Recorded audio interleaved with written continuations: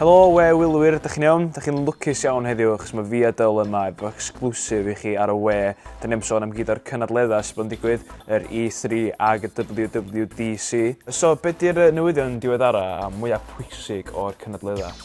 Wel, yn E3 yn bendant, mae fanna di fatha'r Gamers Heaven mewn ffordd. Fanna maen nhw'n releasio bob math o newyddion o ran gema neu consoles a ballu, a mae yna lwythio gema wedi cael ei annawnsio fel Fable 4. Wrth gwrs, mae'r Fables i gyd wedi bod yn really da ac ar yr Xbox. Hefyd, mae Halo wedi dod allan. Maen nhw wedi dweud bod nhw'n mynd i wneud Halo 4, ond hefyd mae'n part o trilogy, so mae'n mynd i dod yn Halo 4, 5 a 6. Hefyd, maen nhw'n mynd i ail-ryddhau Halo 1, sef Halo Combat Evolved. Nes i fwynhau Halo 1, ond pam sa'ch chi isio rhyddhau yr un gêm, dwi'n beth? Ydy'r pwynt? Dwi'n gwybod, dwi'n meddwl oherwydd bod nhw eisiau'r sort of a serious hardcore Halo lovers i just sort of mwynhau y gêm ar yr Xbox 360 fel yr oedd ar yr Xbox. Ac wrth gwrs, y gadget mawr, Kinect, maen nhw wedi bod yn dod allan efo lot o announcement, a mae cwmnïau hefyd wedi bod yn jumpio fewn. Lot o gemau dod allan fel Kinect Star Wars, Kinect Sports 2, hyd yn oed Kinect Disneyland Adventures. Os ti eisiau mynd i Disneyland heb bod yna. Ond consoles, lot o sôn am consoles. Mae PlayStation wedi dod â PlayStation Vita allan. Be di fatha PSP newydd, so handheld console. Mae gen ti touchscreen ar efo, a mae gen ti 2 fersiwn gwahanol, felly mae gen ti'r fersiwn Wi-Fi a mae gen ti'r fersiwn 3GP.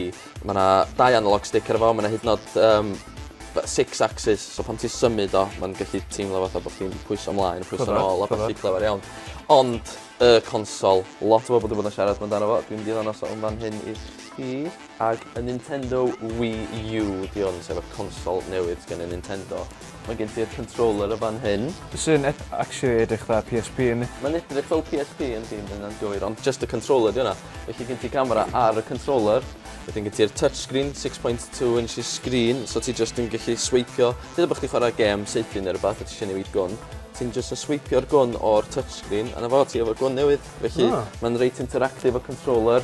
Mae'r console hefyd yn 1080p high definition, so mae hwnna wedyn yn mynd i gallu mynd yn erbyn yr Xbox a'r PlayStation o ran graffeg a ballu. A maen nhw'n mynd i gael y gema i gyd tuag at yr mwyaf at y hardcore gamers, so dyn nhw'n gymaint at y teuluoedd ddim mwy, so maen nhw wedi dod â gema seithfydd, gema puzzles o ballu, jyst chydig bach gwell, llai cartwnaidd o gema hefyd. Chi digon edrych ymlaen at yn yr byd cyfrifiadurol blwyddyn nesaf, ond beth edrych ymlaen at fwyaf? Halo, mae Halo 4 yn mynd i fod yn fawr, a hwnna ydy'r gêm i sbio allan am.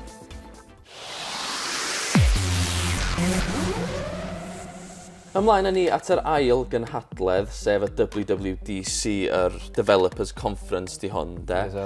A wrth gwrs, y pobl sydd in charge o hwn ydy Apple, felly diolch yn syndod i fel yna'r rhan fwyaf o'r announcements sydd wedi cael ei wneud yn dod gan Apple. Ie, mae yna gyhoeddiadau wedi cael ei wneud gan cwmni arall, ond Apple sydd wedi cael mwyaf sylw.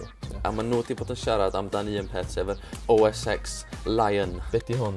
Wel, os ydych chi efo MacBook neu MacBook Pro, hwn ydy'r coeddiad i chi, achos mae yna dros 200 o welliannau yn y software update yma.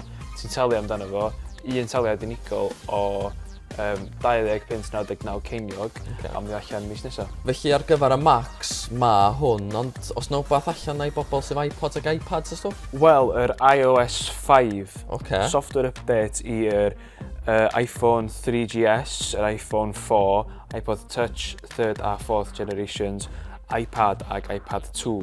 Y prif beth ydy bod ti'n gallu bod yn PC free yna fo. Reit. A mae hyn i gyd lawr i'r iCloud. Yr iCloud? Yr iCwmwl? Na chi'r iCloud. Be mae hwn amdan felly? Yr iCloud yn syml bedio ydy hard drive in the sky. A mae o'n anhygoel. Yn lle safio dy lyniau a dy ganeuon a dy apps a felly ar iTunes ar dy PC, mae gen ti iTunes ar dy tablet, a wedyn ti safio fo yn yr awyr. A mae o'n syncio efo bob un o dy dabledi di. A'r peth mwyaf pwysig dwi'n meddwl ydy bod ti'n actually angen gael PC. Dyna sydd yn digwydd yn y gorffennol. Os ti heb computer, ti'n mynd gael iPod, ond mae pethau'n newid wan. Oherwydd o ti angen ar y PC wrth gwrs i gael yr iTunes i transferio stwff drosodd, ond rwan efo'r iCloud, ti'n gallu just tynnu fo allan o'r awyr a na fo, mae gen ti. A fydd yr iCloud ag yr iOS 5 allan am ddim yn yr Hydref. Mae hynna'n swnio'n anhygoel, mae fatha bod yr Apple yn cymryd drosodd y byd. Allan na, just afal mawr fydd y byd yn diwedd. O'n i'n meddwl, dyna da, anyway. Ond, tawais, dyna'ch fix feiral chi ar-lein. Dyl, ti di joio? Mae di newid y mywyd i sti. Bach yn dramatig, ond dwi'n licio dy brwdfrydedd di. Am fwy o ddanteithion feiral dros yr haf, cofiwch tiwnio fewn ar-lein. Tan hynny, tara. Tara!